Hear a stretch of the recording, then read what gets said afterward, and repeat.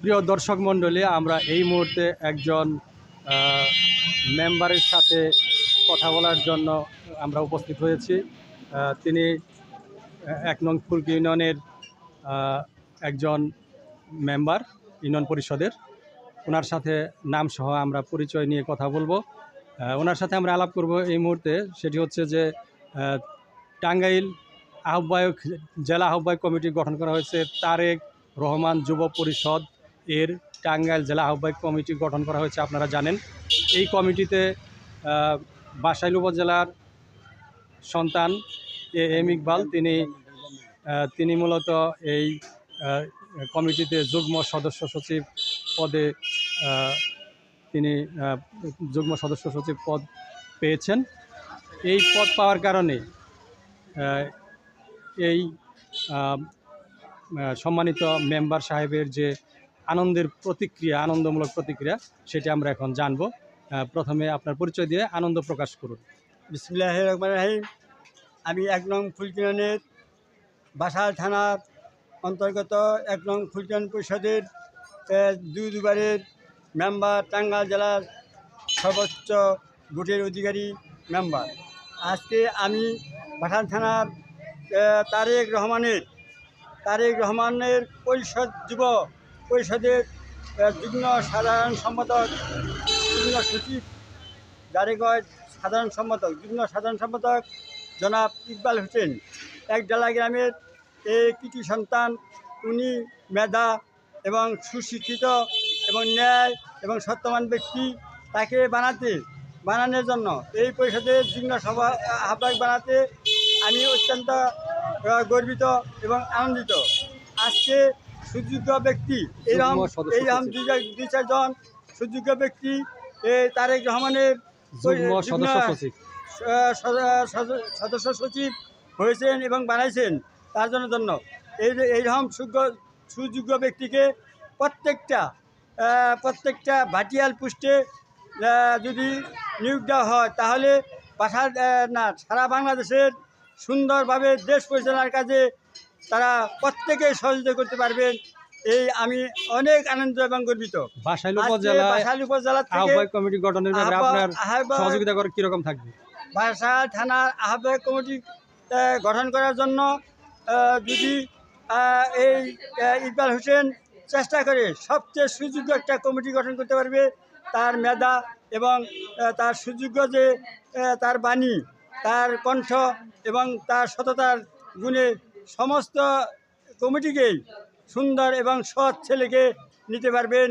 এই বলে আমি আজকের এখানকার বক্তব্য শেষ করছি। মির্জা লুকমান, গ্রাম ১ জেলা, থানা বাসাইল, জেলা টাঙ্গাইল, ফুলকি ইউনিয়ন পরিষদের দুবারের সাবেক দুজনের মেম্বার, বর্তমানে মেম্বার। আমি তার সাথে অনেক কাজ করেছি। সে অনেক কাজে সহযোগিতা করে এবং তার যে মেধা আছে বাসাইল থানাকে সুন্দরভাবে গঠন করতে পারবে বলে আমি আশা রাখি। তার আরও উজ্জ্বল ভবিষ্যৎ কামনা করে আমি চাই সে যুগ্ম সম্পাদক নয়, সে এই তারেক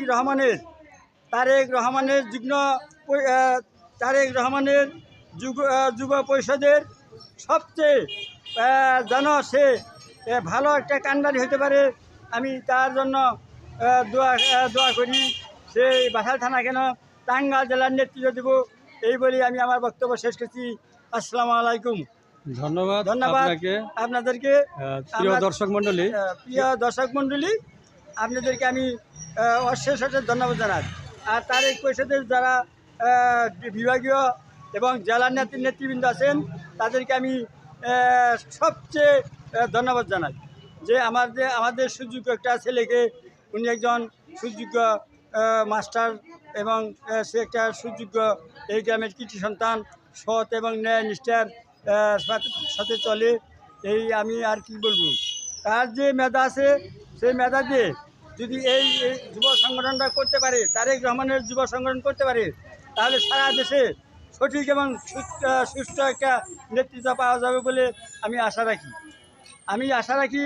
টাঙ্গাইল জেলা যারা আহ্বায়ক কমিটিতে প্রধান এবং সাংগঠনিক যারা হয়েছেন, আমরা চাই যে এই ইকবাল হোসেনের মতো প্রত্যেকটা লোকের চরিত্র এবং গুণাবলী সততা এবং মেধা থাকতে হবে। তাহলে এই দেশটাকে সুন্দরভাবে পরিচালনা করার জন্য সুযোগ পাবে এবং সুন্দরভাবে পরিচালনা করতে পারবে ইনশাল্লাহ।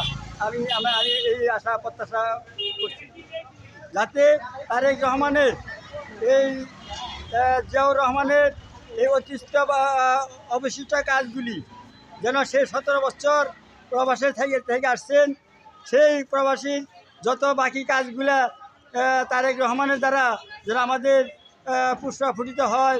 আমরা আশা রাখবো এই বাংলাদেশকে সুন্দরভাবে একটা মডেল দেশ হিসাবে পরিচালনা করবেন। আমি এই বলে আমার বক্তব্য এখানে শেষ করছি। আসসালামু আলাইকুম। ধন্যবাদ সাক্ষাৎকার দেওয়ার জন্য আপনাকে অসংখ্য ধন্যবাদ। প্রিয় দর্শক মণ্ডলী, আপনারা এতক্ষণ 1 নং ফুলকি ইউনিয়নের একজন সুযোগ্য মেম্বার লোকমান ভাইয়ের সাক্ষাৎকার শুনলেন। এই মুহূর্তে আমরা তার সাক্ষাৎকার থেকে বিদায় জানাচ্ছি। ধন্যবাদ। আমি সবাইকে সালাম জানিয়ে খবর চ্যানেলের পক্ষ থেকে সবাইকে সালাম জানিয়ে এখানে বিদায় জানাচ্ছি। AM ইকবাল।